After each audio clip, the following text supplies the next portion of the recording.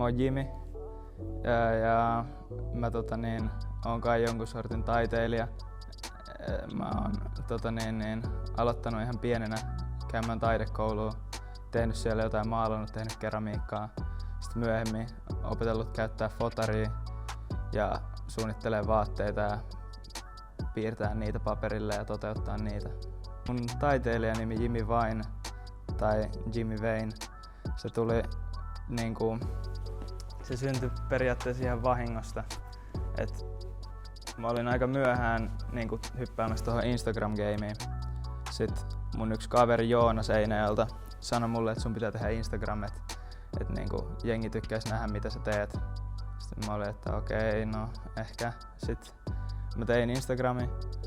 Sitten mun piti keksiä itselleen joku nimi.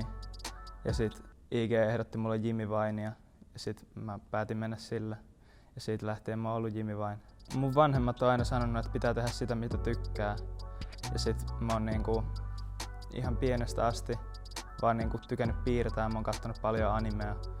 Kasvanut Dragon Ballin siivellä ja sit mä oon piirtänyt niitä hahmoja ja piirtänyt sit kaikkea muutakin. Ja siitä se on lähtenyt taiteeseen se mun innostus. Ja sit aina kun mä oon piirtänyt jotain, niin vanhemmat on ollut silleen, että kannustanut, että tästä mennään hyvään suuntaan, että koko ajan kehitetään ja nyt ollaan tässä. Mä aloin yläasteella silleen, mä halusin erottua massasta. Mua ärsytti, jos osti jotain vaatteita sieltä muutamasta kaupasta, mitä Seinäjoella nyt oli, niin sit koko koululla oli ne samat vaatteet. Sitten mä halusin erottua, niin mä rupesin piirtämään mun vaatteisiin.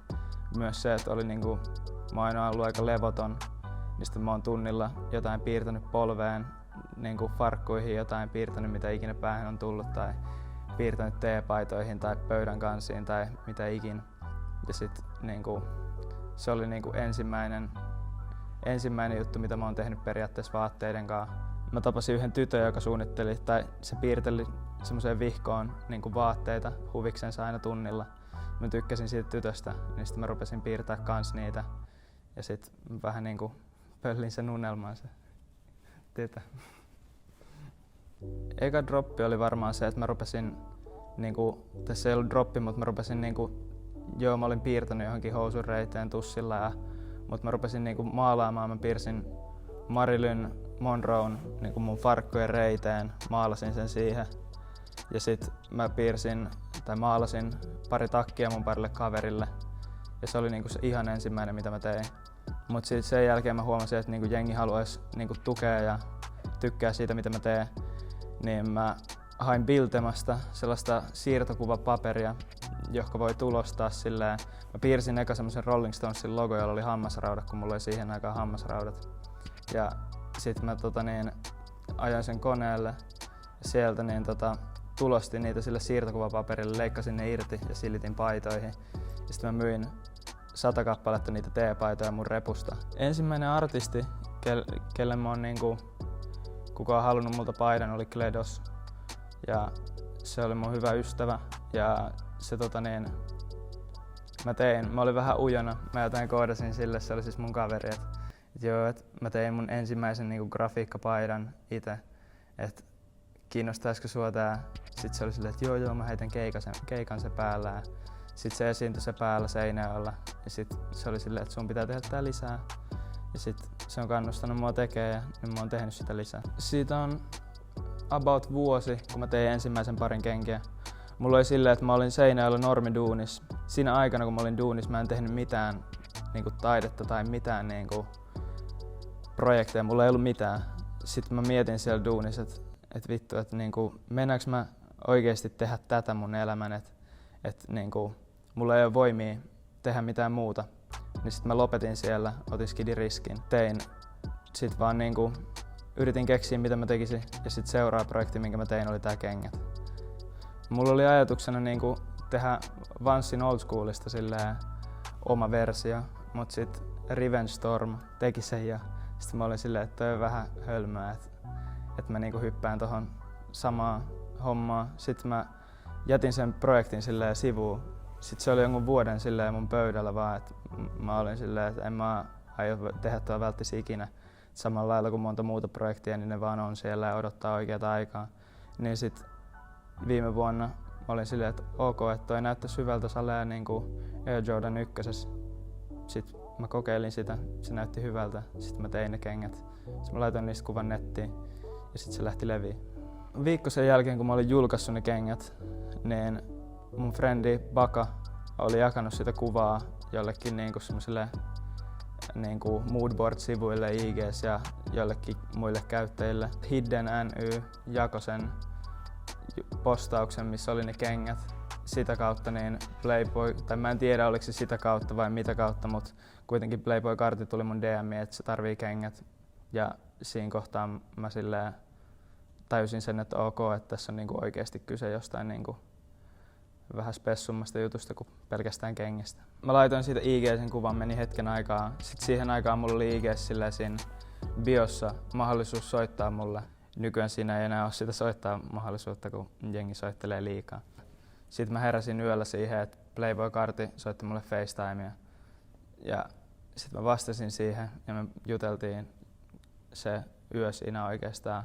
Et se kyseli kaikkea, että mitä mä teen, kuka mä oon ja että niinku, mistä tää kaikki lähti ja peruspaskaa. Sitten mä vaan selitin, että no, mä tein tällaiset ja mä teen tällaisia projekteja, että tehdään jotain yhdessä. Sitten sanoin, että joo, se tarvii kengät. Sitten mä tein sille kengät ja nyt saa sitten nähdä, että tuleeko vielä jotain yhdessä, mutta katsotaan. Siitä se oikeastaan vasta alkoi. Sitten kun mä sain laitettua kuvat siitä, että Playboy-kartti niinku on ottanut muhun yhteyttä, niin sit vasta silleen Suomessa alettiin kiinnostua musta.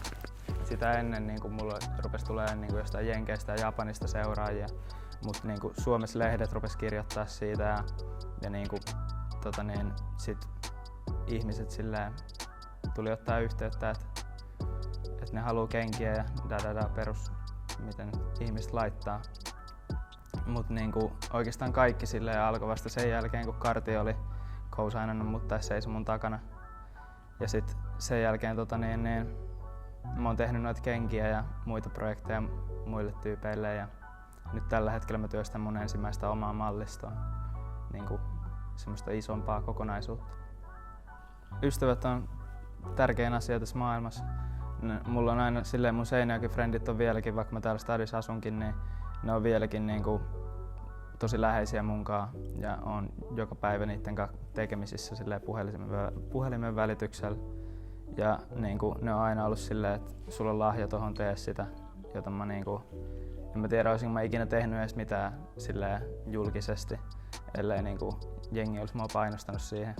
Ja sama juttu sit mun stadin kaveriporukas, niin jengi silleen seisoo mun juttujen takana ja tukee ja näkee, että tässä on niinku kyse jostain niinku siististä jutusta. Ja niin kuin mä sanoin, niin Baka on vaikuttanut siihen, että niinku jengi on löytänyt mut. Vladis on vaikuttanut siihen, jengi on löytänyt mut. Ja sit miksei myös niinku muitakin tukijoita, jotka nyt ei ole välttämättä ystäviä, mutta silleen just kaikki hiddenit, jotka on jakanut niinku mun postauksia, niin niinku mä oon isosti velkaa niille. Ja samoin niinku